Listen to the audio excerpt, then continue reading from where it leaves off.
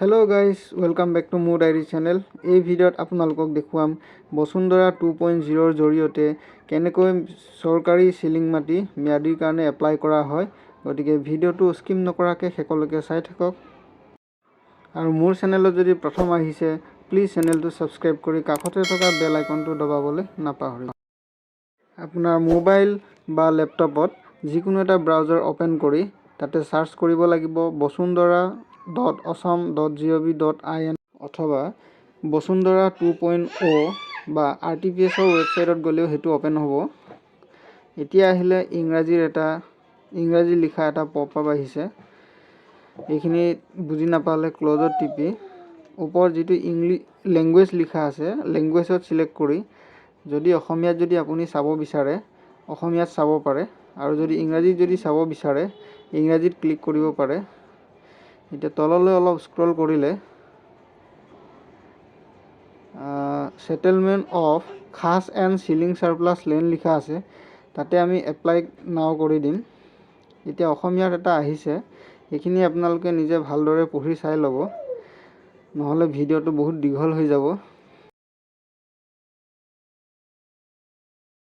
এতিয়া আমি আবেদন কৰকত ক্লিক কৰিম। এটো ক্লিক কৰাৰ পিছত মোবাইল নাম্বাৰটো দিবলৈ ক'ব আৰু মোবাইলত অহা OTP টো সাবমিট কৰিব লাগিব। সাবমিট কৰাৰ পিছত এই পেজটো ওপেন হ'ব। ওয়েলকাম টু দি বসুন্ধৰা 2.0 তাৰ তলৰ একেবাৰে গেট ষ্টাৰ্টেড লিখা আছে তাত ক্লিক কৰিব লাগিব। ক্লিক কৰাৰ পিছত এই পেজটো ওপেন হ'ব। আধাৰ অথেন্টিকেশনত মোৰ কোনো আপত্তি নাই বুলি এটা ইংৰাজী লিখা আছে তাতে ব্লু টিক কৰি আধাৰ নাম্বাৰটো দি ভেৰিফাই অপচনত ক্লিক কৰিব লাগিব। আপোনাৰ ৰেজিষ্টাৰ্ড মোবাইল নম্বৰত 6টা নাম্বাৰৰ OTP যাব। এই 6টা নম্বৰৰ OTP টো ভেৰিফাই কৰিব লাগিব। ভেৰিফাই হোৱাৰ পিছত এই আধাৰ কাৰ্ড হোল্ডাৰৰ ফটো, ডেট অফ বাৰ্থ আৰু ডিটেইলছখিনি আহিব। অলপ তললৈ স্ক্ৰল কৰিলে কিছুমান প্ৰশ্ন সোধা হৈছে। এই প্ৰশ্নখিনি শুদ্ধকৈ ফিলআপ কৰিব লাগিব। এই সিটিজেন অফ ইণ্ডিয়াত ইয়েস আৰু যদি আপোনাৰ ফৰেনাৰ্ছ ট্ৰিব্যুনেলৰ আন্ডাৰত যদি কিবা কেছ চলি থকা নাই তেতিয়ালে ইয়েস, যদি চলি আছে নো। অসম পুলিচৰ বৰ্ডাৰ ব্ৰাঞ্চৰ ফৰেনাৰ্ছ এক্টৰ আন্ডাৰত যদি আপোনাৰ কোনো কেছ চলি থকা নাই তেতিয়ালে ইয়েস আৰু যদি চলি আছে তেতিয়ালে নো ক্লিক কৰিব লাগিব। ইন্ডিজেনাছ পাৰ্সন অফ আসামত ইয়েস ক্লিক কৰিব লাগিব। I am a landless person as defined in land policy yes click কৰিব লাগিব। আপুনি যদি পাৰ্সন উইথ ডিসেবিলিটি যদি হয় তেতিয়ালে yes নহলে no। PM কিষাণ আঁচনিত আপুনি যদি ৰেজিষ্টাৰ কৰা আছে তেতিয়ালে yes নহলে no আৰু আপুনি কোনটো কেটেগৰী ৰিজাৰ্ভ কেটেগৰীলে ৰিজাৰ্ভ কেটেগৰী যেনে SC ST আৰু যদি জেনাৰেল হয় তেতিয়ালে জেনাৰেলত সিলেক্ট কৰি নেক্সট বটনত ক্লিক কৰিব লাগিব। এই পেজটো ওপেন হোৱাৰ পিছত ডিস্ট্ৰিক্টত আপোনাৰ ডিস্ট্ৰিক্ট সিলেক্ট কৰিব লাগিব। আপোনাৰ যি ডিস্ট্ৰিক্ট হয় ডিস্ট্ৰিক্ট সিলেক্ট কৰাৰ পিছত আপোনাৰ সাৰ্কেল অফিসটো সিলেক্ট কৰিব লাগিব। নেক্সট আপোনাৰ ৰুৰেল যদি হয় ৰুৰেল আৰু আৰবান যদি হয় আৰবানত সিলেক্ট কৰিব লাগিব। সিলেক্ট কৰাৰ পিছত আপোনাৰ গাঁও সিলেক্ট কৰিব লাগিব। গাঁও সিলেক্ট কৰাৰ পিছত আপোনাৰ ডাক নাম্বাৰটো সিলেক্ট কৰিব লাগিব। যদি আপোনাৰ ডাক নাম্বাৰ যদি আপুনি গম নাপায় তেতিয়া হলে আপুনি মণ্ডল অফিস বা সাৰ্কেল অফিসত গৈ তাতে আপোনাৰ ডাক নাম্বাৰটো উলিয়াই ল'ব। ডাক নাম্বাৰটো উলিওৱাৰ পিছত যেটো ডাক পৰে তেতিয়া আপুনি এই ডাক নাম্বাৰত সিলেক্ট কৰাৰ পিছত এই লিষ্টখন আহিব। এই লিষ্টখনত আপুনি 10টাকেও চাব পাৰে আপ টু 100টাকেও চাব পাৰে। এই লিষ্টখনত যদি আপোনাৰ নাম আছে যেটো নামত আপোনাৰ হয় এই নামৰ এগেইনষ্টত সোঁফালে বগাকে এটা গোলকে চিন আছে তাতে ক্লিক কৰিব লাগিব। ক্লিক কৰি তাৰ আগতে আপুনি যদি বাৰী মাটিৰ কাৰণে এপ্লাই কৰিছে তেতিয়ালে হোমষ্টেড আৰু যদি এগ্ৰিকালচাৰৰ কাৰণে কৰিছে তেতিয়ালে এগ্ৰিকালচাৰ আৰু দুইটাৰ কাৰণে যদি কৰিছে বথত ক্লিক কৰি এৰিয়া আন্ডাৰ হোমষ্টেড অৰ্থাৎ আপুনি হোমষ্টেডৰ কাৰণে যিমান মাটি এপ্লাই কৰিব বিচাৰে তাৰ পৰিমাণটো তলত বহাব লাগিব। আপোনাৰ ডাক নাম্বাৰটো আপুনি জানে কিন্তু এই লিষ্টখনত যদি আপোনাৰ নামটো যদি নাই তেতিয়ালে চিন্তাৰ কোনো কাৰণ নাই। তাৰ কাৰণে মই ভিডিও বনাই ডেসক্ৰিপচনত দি থৈছো আপোনালোকে চাই ল'ব পাৰিব। চেনেলটো যদি প্ৰথম আহিছে প্লিজ চেনেলটো ছাবস্ক্ৰাইব কৰি দিব আৰু এনে ধৰণৰ নতুন আপডেটবিলাক পাবলৈ কাষতে থকা বেল আইকনটো প্ৰেছ কৰি দিব। মাটিৰ পৰিমাণ আৰু যাৰ নামত আমি এপ্লাই কৰিম তাৰ এগেইনষ্টত ক্লিক কৰি ছেভ অকুপায়াৰ ডিটেইলছ তাত ক্লিক কৰিব লাগিব। ছাকচেছ দেখুৱাৰ পিছত তললৈ অলপ স্ক্ৰল কৰিম। যদি আপোনাৰ অসমৰ অন্য ঠাইতো যদি প্ৰপাৰ্টি আছে তেতিয়াহ'লে য়েছ, নাথাকিলে ন'। আমাৰ নাই, গতিকে ন'ত ক্লিক কৰিম। নেক্সটত ক্লিক কৰাৰ পিছত এতিয়া আহিলে এপ্লিকেণ্ট ডিটেইলছ। আপুনি যিটো আধাৰ কাৰ্ড বা ড্ৰাইভিং লাইচেঞ্চ দিছিলে তাত যিটো এড্ৰেছ দিয়া আছে এই এড্ৰেছৰ মতে ইয়াত চব ডিটেইলছ শ্ব' কৰিব। গতিকে আপুনি এপ্লাই কৰা ঠাইটোৰ লগত যদি নিমিলে তেতিয়াহ'লে আপুনি চেঞ্জ কৰি ল'ব পাৰিব। এপ্লিকেণ্টজনৰ নামটো অসমীয়াত লিখি ল'লোঁ। এতিয়া এপ্লিকেণ্টজনৰ কেয়াৰ অফ বা গাৰ্জেনৰ যিটো অসমীয়াত লিখিব লাগে সেইটো লিখি ল'লোঁ। নেক্সট আহিলে আপোনাৰ জেণ্ডাৰ চিলেক্ট কৰিব লাগে, জেণ্ডাৰটোও চিলেক্ট কৰি ল'লোঁ। আৰু আপোনাৰ কি কেটেগৰীৰ হয়, ST, SC যিয়ে নহওক আপুনি চিলেক্ট কৰি ল'ব। তাৰপিছত মেৰিড, আনমেৰিড যিটো অপশ্যনৰ কাৰণে আপোনাৰ প্ৰয়োজন সেইটো চিলেক্ট কৰি ল'ব। নেক্সট আহিলে আপোনাৰ এড্ৰেছ ডিটেইলছ। যিটো মাটিৰ কাৰণে আপুনি এপ্লাই কৰিছে সেই মাটিটোৰ এড্ৰেছটো দিব লাগিব। আৰু যদি পাৰ্মানেণ্ট এড্ৰেছটোৰ লগত যদি একে তেতিয়াহ'লে ছেইম এজ পাৰ্মানেণ্ট এড্ৰেছত ক্লিক কৰিব লাগিব। এপ্লিকেণ্ট এপ্লাইং ফৰ, যদি আপুনি জইনভাৱে যদি এপ্লাই কৰে তেতিয়াহ'লে জইনত ক্লিক কৰিব। ইণ্ডিভিজুৱেল যদি কৰে তেতিয়াহ'লে ইণ্ডিভিজুৱেল কৰিব লাগিব। আমি জইন এপ্লিকেণ্ট এপ্লাই কৰিম, গতিকে জইন অপশ্যনত ক্লিক কৰি জইন এপ্লিকেণ্টজনৰ নাম লিখিব লাগিব। প্ৰথমতে ইংৰাজীত দিব লাগিব। নেক্সট অসমীয়াত লিখিব লাগিব।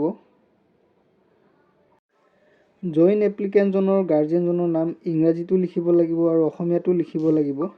গাৰ্জেনৰ লগত সম্পৰ্ক কি এইটো চিলেক্ট কৰি ল'ব লাগিব আৰু জেণ্ডাৰ কি সকলোখিনি, date of birth, mobile number আৰু এই জইন এপ্লিকেণ্টজন কি কৰে সেই গোটেইখিনি চিলেক্ট কৰি ছেভ এপ্লিকেণ্ট কৰিব লাগিব। ছাকচেছ দেখুৱাৰ পিছত অকেত ক্লিক কৰিব লাগিব। এতিয়া এপ্লিকেণ্টজনে কি কৰে তাৰ অকুপেশ্যন কি এইটো আমি চিলেক্ট কৰিম।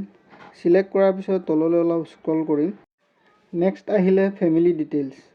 ইয়াতে আপোনাৰ ঘৰত যিমান ফেমিলি মেম্বাৰ আছে যদি গোটেইখিনি যদি দিব বিচাৰে তেতিয়া আপুনি চিলেক্ট কৰিব লাগিব। এপ্লিকেণ্ট আৰু জইন এপ্লিকেণ্টৰ বাহিৰে আমাৰ দুটা আছে, গতিকে দুটা চিলেক্ট কৰিলোঁ। চিলেক্ট কৰাৰ পিছত সিহঁতৰ ডিটেইলছটো ভৰাব লাগিব। ইংৰাজীটো নাম লিখিব লাগিব, অসমীয়াটো লিখিব লাগিব আৰু এপ্লিকেণ্টজন সিহঁতৰ কোন হয় সেইটো ৰিলেশ্যনো দেখাব লাগিব আৰু সিহঁতৰ এগেইনষ্টত মোবাইল নাম্বাৰো দেখাব লাগিব। ইমেইলৰ অপশ্যন আছে যদিও এইটো অপশ্যনেল হয়, নিদিলেও কোনো কথা নাই।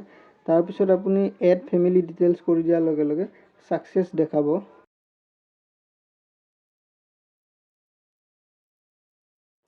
এইখিনি ফিল আপ কৰাৰ পিছত সোঁফালে ওপৰলৈ ক্ল'জ বুলি আছে তাতে ক্লিক কৰিব লাগিব।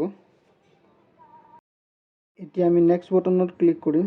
নেক্সটত ক্লিক কৰাৰ লগে লগে আপোনাৰ ডকুমেণ্ট বিচাৰিব। ফৌজী বাহিৰা ৰিচিপ্ট, বেদখলী জৰিমনা ৰিচিপ্ট বা আৰু অন্য কিবা ডকুমেণ্ট যদি আছে সেই দুটা বস্তু আপলোড কৰিব লাগিব। দুইটা অপশ্যনতে ব্ৰেকেটত ইফ এনি লিখা আছে। আপলোড নকৰিলে একচেপ্ট কৰিব নে নকৰে নাজানো, কিন্তু আমাৰ আছে কাৰণে আমি আপলোড কৰিছোঁ। আপলোড কৰাৰ পিছত আমি নেক্সট বটনত ক্লিক কৰিম।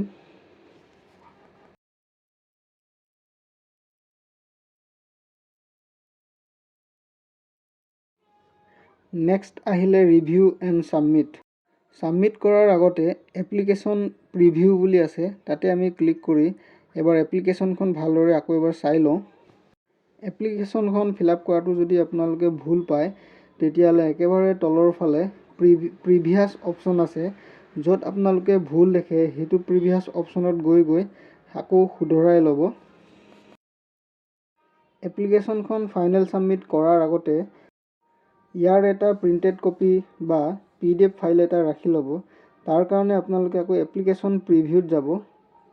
একেবাৰে ওপৰত আছে আপোনাৰ ডাউনলোড এপ্লিকেশ্যন বুলি। ডাউনলোড এপ্লিকেশ্যনত ক্লিক কৰিলে প্ৰিণ্ট কৰিবলৈ এটা অপশ্যন ওলাব, গতিকে আপুনি ইয়াতে PDF হিচাপে ছেভ কৰি ল'ব বা প্ৰিণ্ট কৰি ল'ব। ভৱিষ্যতে যদি এই এপ্লিকেশ্যনখন যদি প্ৰয়োজন হয়গে তেতিয়া আপোনালোকে শ্ব' কৰিব পাৰিব।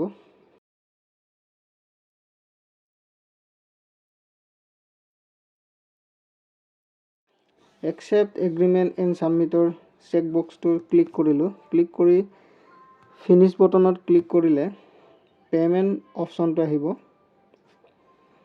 ইয়াতে লিখা আছে বেংক একাউণ্ট বুলি 10 টকা চাৰ্জ লৈছে আৰু চালান এমাউণ্ট 50 টকা বুলি দেখাইছে। আপোনালোকে যদি বেংক একাউণ্টৰ যিটো 10 টকা চাৰ্জ সেইটো যদি কিহৰ কাৰণে লৈছে জানে তেতিয়াহ'লে প্লিজ কমেণ্ট কৰি জনাব। এতিয়া বেংক চিলেকশ্যন অপশ্যনত ক্লিক কৰিব লাগিব। ক্লিক কৰি দিয়াৰ লগে লগে এক্সিছ ইজি পে' বুলি দেখাইছে, এটাই দেখাইছে, ন' চাৰ্জেছ লিখা আছে, তাতে ক্লিক কৰিব লাগিব। ক্লিক কৰাৰ পিছত তললৈ এগ্ৰি লিখা আছে, এগ্ৰিত ক্লিক কৰিব লাগিব। তাত ক্লিক কৰাৰ পিছত প্ৰচিড ফৰ পে'মেণ্ট লিখা আছে, তাত ক্লিক কৰিব লাগিব। প্ৰচিড ফৰ পে'মেণ্টত ক্লিক কৰাৰ লগে লগে এটা পপআপ আহিলে। ইয়াত এটা GRN নাম্বাৰ দেখাইছে, সেই GRN নাম্বাৰটো নোট কৰি থ'বলৈ কৈছে। ফিউচাৰত যদি আপোনাৰ পে'মেণ্টৰ কিবা ইছ্যু যদি হয় তেতিয়া এই GRN নাম্বাৰটোৰ প্ৰয়োজন হ'বগৈ। টাৰ্মছ এণ্ড কণ্ডিশ্যন বটনত ক্লিক কৰি তললৈ অলপ স্ক্ৰল কৰিব লাগিব।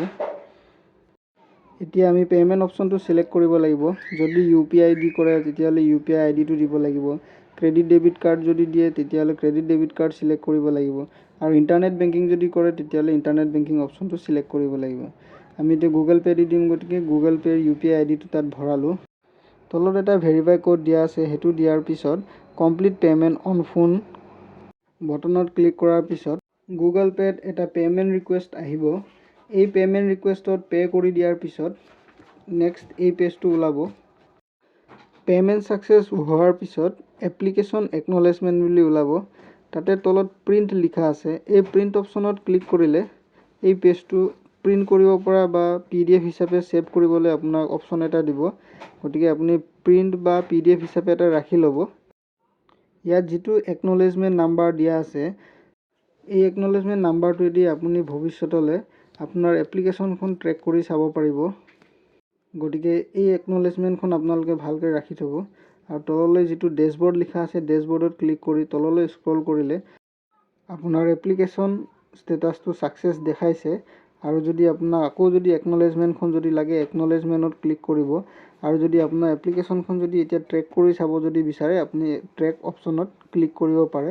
কিন্তু এতিয়া আপুনি ছাবমিট কৰিছেহে, গতিকে আপুনি ট্ৰেক কৰিও একো নাপাব।